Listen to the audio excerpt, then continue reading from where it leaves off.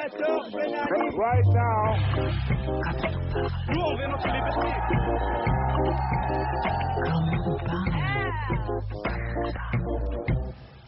C'est le tube du moment. Bonjour depuis Tunis en direct, bien le bonjour. Le refrain dans l'air tunisien, plus sûrement encore que l'appel à la prière, s'élevant plusieurs fois par jour, sur les lèvres contestataires. Ils en veulent plus encore. Ben Ali barré, reste son parti, le RCD out, tagué sur les murs de la ville. RCD dégage, c'est en train d'être fait. Le feu brûle de moins en moins, couvre-feu réduit de 20h à 5h du matin. Alors, la ville dort. Dans la journée, quelques stigmates de la révolution spontanée. Des militaires montent la garde devant un monoprix au rideau de fer baissé, gestion du groupe Mabrouk, dont l'un des membres, Marwan Mabrouk, avait épousé Cyrine, l'une des 3 filles de Ben Ali, premier mariage. La rumeur dit que Cyrine est partie pour Paris. Dans une poubelle gisent quelques fanions à l'effigie de Ben Ali. Attraction du moment, se faire photographier devant un char de l'armée échoué à un carrefour. Une femme voilée m'attrape par le bras et me demande de faire attention. Attention à quoi ? Au pickpocket, me répond-elle Choukran. Quelques vitrines fracassées, des distributeurs d'argent ruinés, les magasins ont store baissé, pas les petites échoppes qui vendent pistaches et cigarettes. Le pain ne manque plus, la preuve, il se porte à bout de bras. Dans l'autre main, précieux trésor, le téléphone portable pour continuer à se donner le mot. Il ne fait pas si chaud à Tunis, 15 degrés au plus fort de la journée, ciel couvert, soleil hésitant, quoique aujourd'hui le soleil est sorti dans un café, une télé crachotte branchée sur le canal 7. Mais le logo de la télé publique n'apparaît plus et les programmes s'ouvrent au débat. C'était la chaîne officielle aux ordres du régime, 7 comme 7 novembre 87, date de la prise de pouvoir de Ben Ali. 7 désormais proscrit. Ben Ali est tombé en 14. Quant au RCD, il est en train de décéder. On n'a pas peur. Right now. Une seule direction, la liberté, la démocratie. Comme on nous parle en direct de Tunis, un 7-10 consacré sur France Inter à la première révolution populaire du monde arabe. De ça, les Tunisiens sont fiers, même si la démocratie ne se décrète pas en un jour. 2 blogueurs et un journaliste invités de Comme on nous parle, nous allons les écouter dans une dizaine de minutes. Je vous les présente. Hamadi Kaloucha, bonjour. Tenez, prenez le micro. Bonjour. Bonjour Hamadi. Le 6 janvier à l'aube, vous étiez interpellé à votre domicile par la police, Exact. libéré ensuite. Vous vous cachez encore un peu ou... Je dirais que les derniers jours, oui, je me suis un peu caché, mais maintenant je sors, j'ai même mis ma vraie photo sur mon profil, parce qu'avant j'utilisais une espèce de dessin, maintenant j'ai dévoilé mon visage et beaucoup de fans ont été très heureux, quoi. Ah ouais, ils se sont dit, tiens, il est comme ça, Hamadi. Ouais, ouais. Quelques mots pour décrire votre état d'esprit. En fait, je suis très confiant en l'avenir. L'apparition de presse qui était interdite, ça dessine vraiment concret de ce changement. De voir des journalistes comme vous ici en Tunisie, on est davantage et voilà quoi, très confiant en l'avenir. Et les journaux français reviennent. Hein. En fait, nous, on a les blogueurs, etc. On a toujours lu les journaux français, on a toujours relayé aussi les journaux français, tous les articles qui paraissaient sur la Tunisie. On a servi à contourner la censure en mettant en ligne via des réseaux sociaux tous les contenus d'articles qui traitaient de la Tunisie qui n'apparaissaient pas en Tunisie. Elle vient de s'asseoir à l'instant, preuve qu'il y a des embouteillages en Tunis et que la vie reprend. Lina Benmeni, bonjour. Bonjour. Blogueuse sous le label Tunisian Girl, blog en anglais et en arabe où vous publiez des photos des événements. Vous n'avez pas été inquiétée ? Si, un peu, mais c'est de l'harcèlement verbal. Et puis avant les événements, j'ai été inquiétée d'une manière indirecte. Enfin, la police politique est venue chez mes parents, sont entrés et pris tous mes ordinateurs, mes appareils photo et tout ça. Quel est votre état d'esprit aujourd'hui ? Je suis contente, je suis optimiste parce que Ben Ali est parti et j'espère que tous ces partisans partent aussi. Hein. Vous n'en êtes pas encore persuadé, il y a encore des gens de la milice, des choses comme ça. Oui, on sent leur présence. Comment vous la sentez ? En fait, les événements qui se passent un peu partout à Bizerte, à Montrouge, voilà. Oui, ailleurs dans le pays donc. Oui.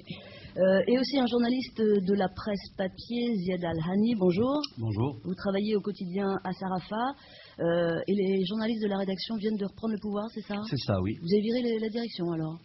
En fait, on ne l'a pas viré, mais on lui a limité le pouvoir qui se limite désormais aux questions administratives et financières. La Mais gestion. la rédaction est entre les mains des journalistes. Ça fait du bien. Ça fait du bien. Bien sûr. Vous êtes aussi blogueur et c'est sur votre blog que le premier, dites-vous, vous avez employé une expression, laquelle? La révolution du jasmin. D'ailleurs, vous m'avez apporté du jasmin ce matin, je vous en remercie. Mais je dois dire aussi que, essentiellement, je viens ici, à côté de vous, admirer la présence de Lina et de Sofiane, qui est plus connue sous le pseudonyme de Hamad Ifni Kalocha. Ce sont ces jeunes-là qui ont été les auteurs, les instigateurs de cette vraie révolution. Et c'est en pensant à eux que j'ai lancé cette appellation de jasmin. Vous auriez pu apporter du jasmin aussi pour eux, non? Pardon?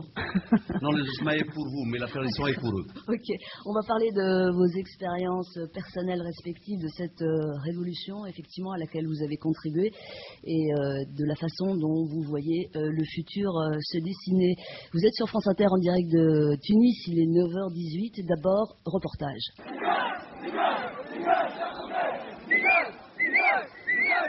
Trois exemples de la liberté arrachée. Tous les jours, sur l'avenue Bourguiba de Tunis, manifestation, quelques jeunes perchés sur des épaules, des vieux postés là, des femmes, voilées ou pas. Ils disent qu'il veut faire table rase. Ils disent qu'un gouvernement avec des postes clés au RCD de Ben Ali, non, vraiment, ça le fait pas. Manifestation sous les yeux de la police, qui parfois envoie des gaz qui font pleurer, et parfois pas. Un homme brandit un poster à l'effigie de Mohamed Bouazizi, vendeur de fruits et légumes surdiplômé, devenu martyr en s'immolant. Manif contre le RCD.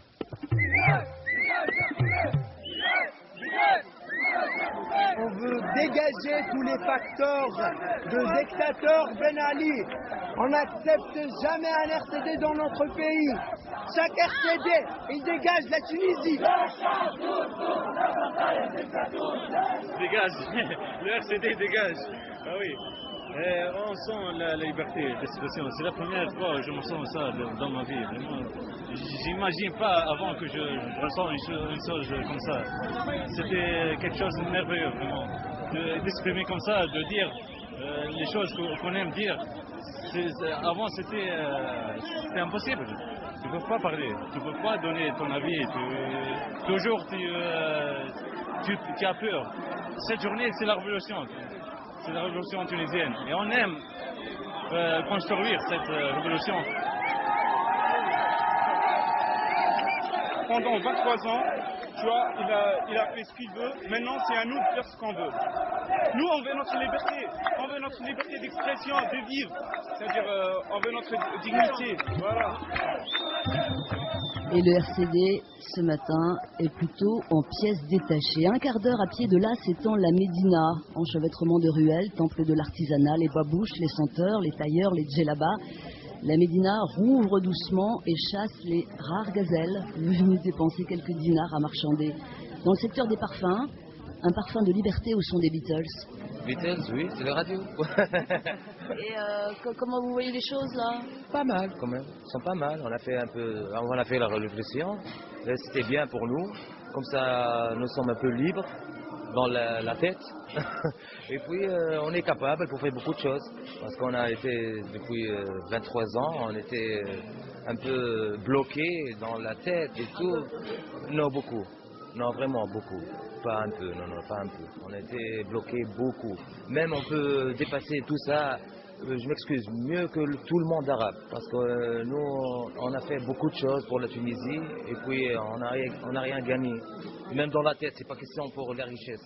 C'est juste pour vivre libre, pour dire qu'est-ce qu'on veut dire, pas plus que ça. Alors vous êtes plus libre dans la tête, mais qu'est-ce que vous pouvez faire maintenant que vous ne pouviez pas faire sous Ben Ali, vous? Je peux parler tranquille. Non, maintenant je peux parler tranquille, quoi. Toutes les choses politiques, toutes les choses commerciales, toutes les choses. Alors par exemple, qu'est-ce que vous pouvez me dire là tout de suite que vous ne pouviez pas dire avant? Même pour dire il y a quelque chose mal dans le Médina ou dans la Tunisie. Même pour parler ça. Même parler de l'histoire de socialiste ou dans le démocrate ou dans le capitalisme. Même pour parler de tout ça. On était toujours, on parle hash. C'est très peu. Doucement. Toujours on parle football, je sais pas quoi, c'est juste pour respirer. Après je veux dire, mais maintenant on peut parler beaucoup quoi. Il y a beaucoup de Tunisiens qui peuvent parler très bien, même pour exporter beaucoup des idées de Tunisiens. Parce que la Tunisie c'est un mélange de beaucoup de civilisations. Et maintenant, c'est la conclusion de toutes ces civilisations. C'est ça. Merci. Merci à vous. Retour sur l'avenue Bourguiba, côté avenue de France, un groupe s'est formé devant la librairie Al-Kitab. Les gens n'en croient pas leurs yeux, en vitrine depuis peu. Des livres interdits par la censure, Mon combat pour les Lumières de Mohamed Charfi et aussi La Régente de Carthage, que les journalistes français Nicolas Beau et Catherine Graciet ont consacré à l'inénarrable Leila Ben Ali, née Trabelsi. La directrice de la librairie, Selma Jabès, a refait sa vitrine. C'est sa façon de contribuer à la révolution. Il y a une manif là en ce moment. C'est tous les jours, hein? C'est tous les jours, depuis une semaine à peu près, oui. Alors vous dirigez cette librairie depuis quand? Moi j'y suis depuis 88. Et il y a du nouveau dans votre vitrine? Il y a du nouveau dans notre vitrine. On a essayé de récupérer tous les exemplaires de livres interdits qui étaient chez des amis, qui étaient dispersés. Celui qui a un livre nous l'a amené et on les a regroupés, on en a fait une vitrine. Alors exemple de livres interdits pendant longtemps?